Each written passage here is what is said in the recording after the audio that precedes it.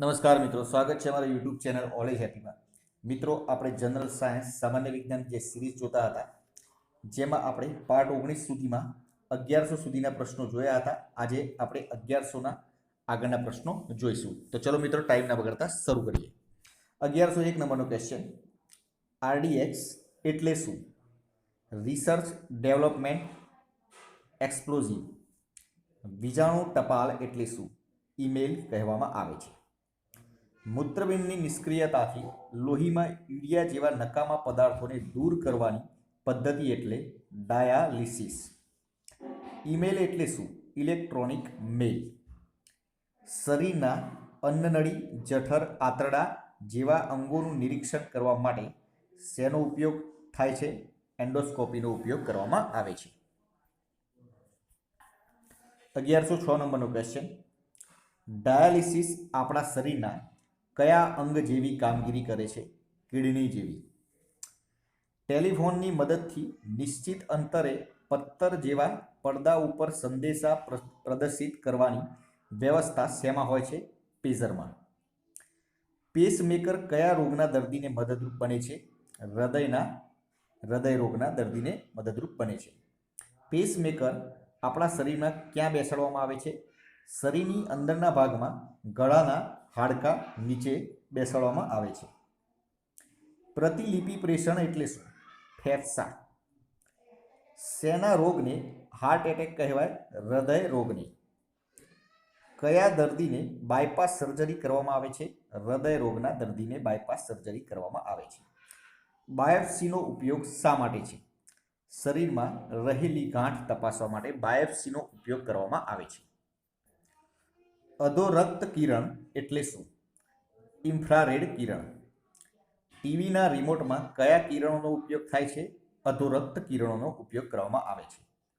રસોડામાં કઈ વીજાણુ ભઠ્ઠીનો ઉપયોગ થાય છે?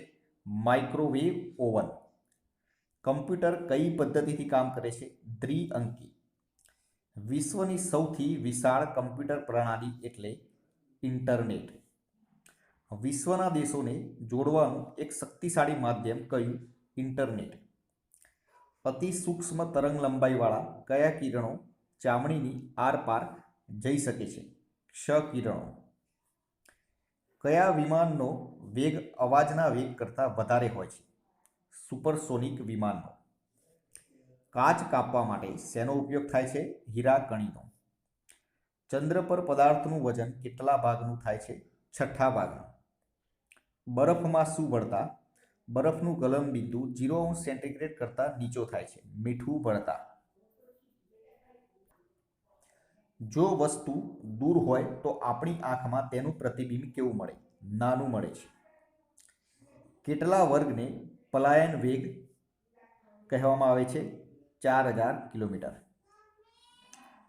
માનવીને અવકાશ યાત્રા કરાવવામાં પહેલ કયા દેશે કરી? રશિયા. માનવીને ચંદ્ર પર મોકલવાની પહેલ કયા દેશે કરી? અમેરિકા. વિશ્વની પ્રથમ મહિલા અવકાશયાત્રી કઈ છે? વેલેન્ટિના તેરેસ્કોવા. માનવ શરીરમાં કેટલી જ્ઞાનેન્દ્રિયો હોય છે? 5. માનવ શરીરનો કેટલો ભાગ પાણીનો બનેલો છે? 2/3 ભાગ. માનવ શરીરનો મૂળભૂત એકમ કયો છે? કોષ. માનવ શરીરમાં કુલ કેટલા હાડકાં હોય છે? 213. માનવ શરીરમાં કુલ કેટલા લીટર લોહી વહેતું હોય છે? 5 લીટર. માનવ શરીરના નાડીના તબક્કા સામાન્ય રીતે કેટલા હોય છે? 72. માનવ શરીરનું સામાન્ય ઉષ્ણ તાપમાન કેટલા ફેરનહીટ હોય છે? 98.6 ફેરનહીટ હોય છે. માનવે રોજ કેટલા કેલરી મળે એટલો ખોરાક લેવો જોઈએ? 3000 કિલો કેલરી. 20 થી 25 વર્ષ સુધીમાં તંદુરસ્ત મનુષ્ય લગભગ કેટલા વખત રક્તદાન કરી શકે છે? 100 વખત. મગફળીમાંથી કયો ઘટક પ્રાપ્ત થાય છે? પ્રોટીન. આપણા શરીરની રોગપ્રતિકારક શક્તિ વધારવાનું કાર્ય કોણ કરે છે? પ્રોટીન. શરીરની વૃદ્ધિ કરવામાં કયો ઘટક મદદરૂપ થાય છે? પ્રોટીન. શક્તિનું અને શરીરની ઉષ્માનું સર્જન કરવાનું કામ કયો ઘટક કરે છે? કાર્બોદિત પદાર્થો. ચરબી આપણા શરીરમાં કઈ રીતે ઉપયોગી બને છે? શરીરની ગરમી અને શક્તિનું ઉત્પાદન કરવામાં. અસ્થિ સર્જન, હૃદય અને સ્નાયુની કાર્યક્ષમતા અને રક્ત ગઠન માટે જરૂરી ઘટક કયો છે? કેલ્શિયમ. 1145 નંબરનો ક્વેશ્ચન. રક્ત સર્જન માટે કયો ઘટક જરૂરી છે? લોહ તત્વ.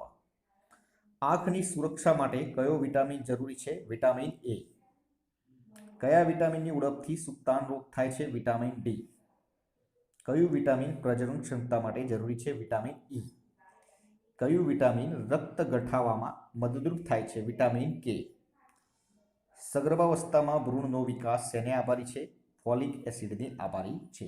તો મિત્રો આજે આપણે 1150 સુધીના પ્રશ્નો રાખીએ છીએ. આગળના પ્રશ્નો આગળના વિડીયોમાં જોઈશું.